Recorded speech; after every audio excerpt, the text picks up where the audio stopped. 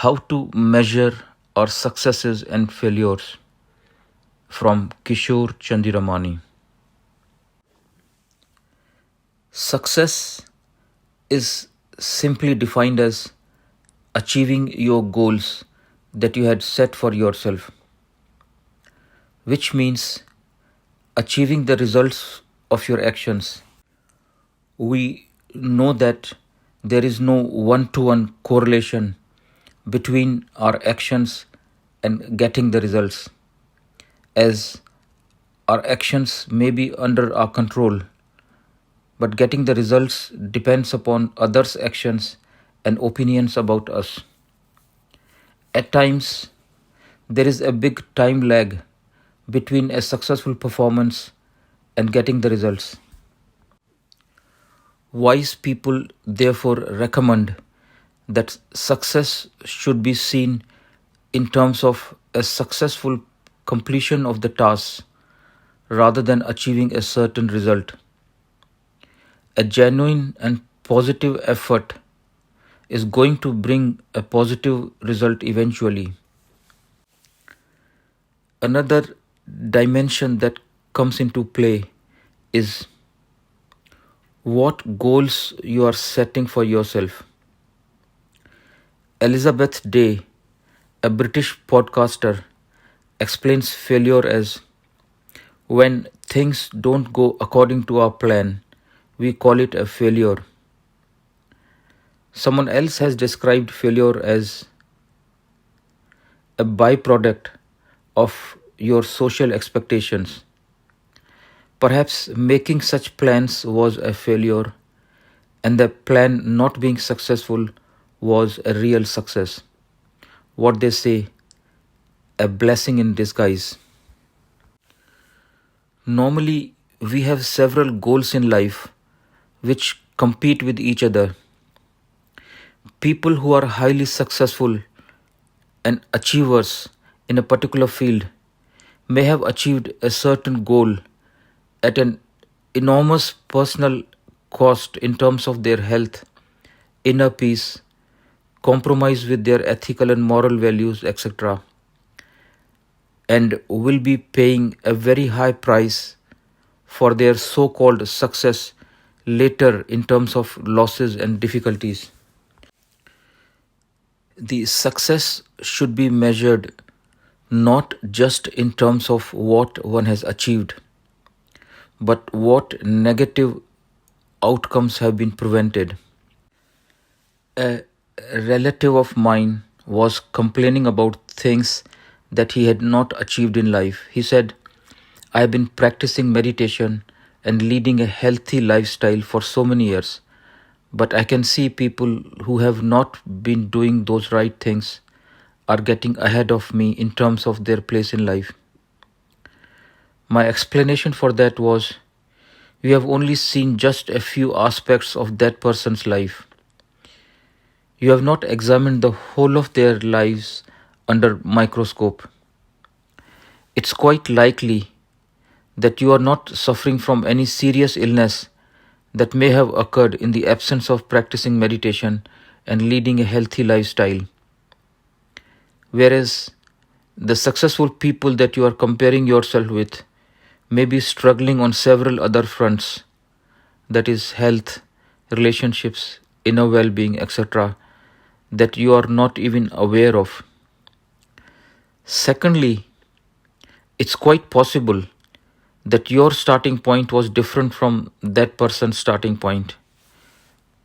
We tend to make certain assumptions of what happiness means in the world in terms of being rich, in stable employment, in stable marriages, and well connected with family and friends. But a closer look may reveal something different.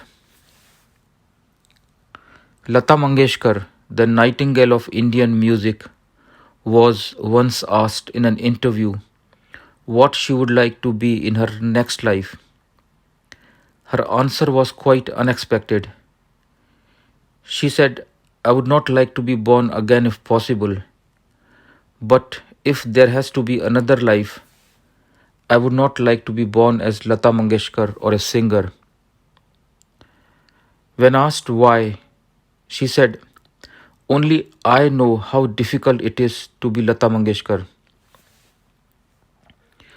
Although she had achieved the ultimate in terms of name, fame, admiration of several generations in several countries, money, professional satisfaction, creativity, talent, etc., those achievements did not mean much to her, and she was willing to give that away for something normal, ordinary, and anonymity that most people don't feel enthused about.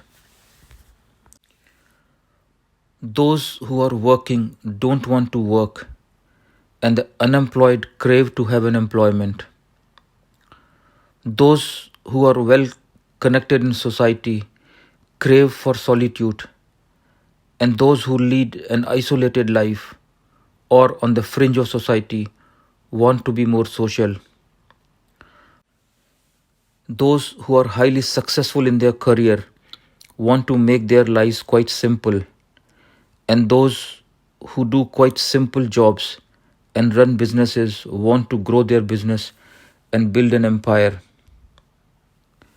Those who don't have children feel incomplete, and those who have so many children also feel incomplete. After a while, the sweetness of success disappears when new goals replace the old ones, making us vulnerable to experience further failures and heartaches. Coming back to the definition of failure, if you make no personal life goals or plans, you can't fail. It doesn't mean you will not be working on some goal, but they will be impersonal ones. If you can take personal things in an impersonal way, there will still be failures and successes, but they will not be personal and will not lead to upsetting emotions. One can argue that one will be deprived of the joys of success.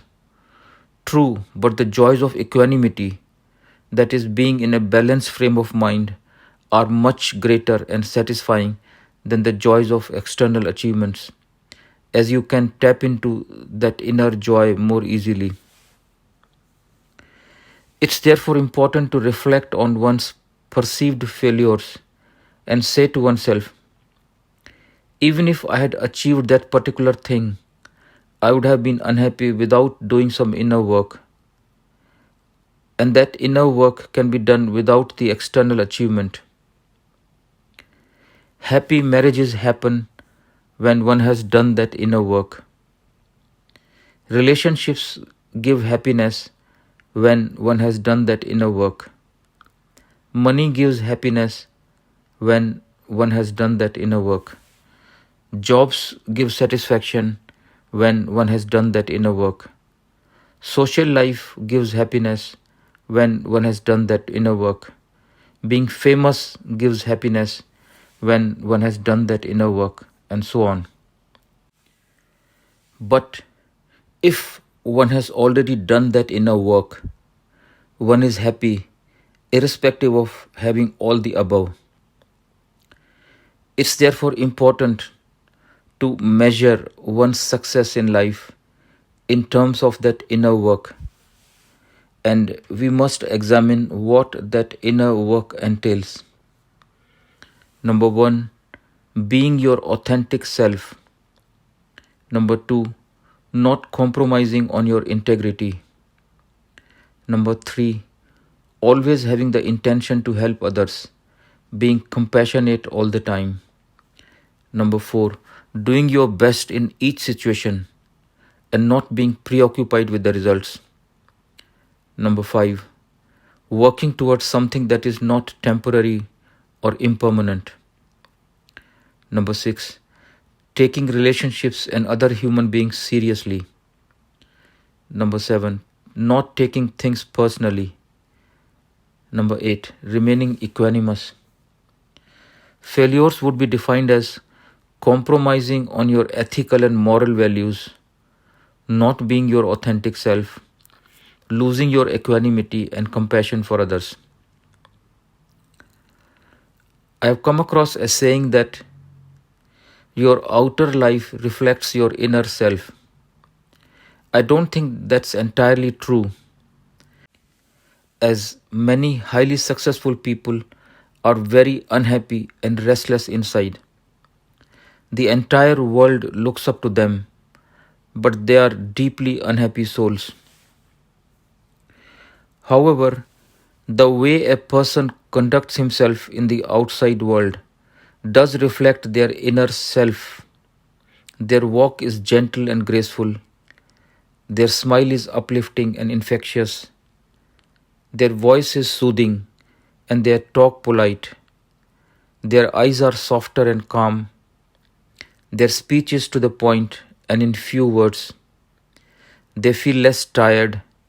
They sleep well. They eat less. They are not overambitious in worldly sense. They don't try to dominate a discussion. They are less judgmental about others and have no need to correct people at every step. They are fair in their dealings with others. They have no desire to be rich, famous, and powerful. That is real success. And not being able to do that is a real failure. Thank you.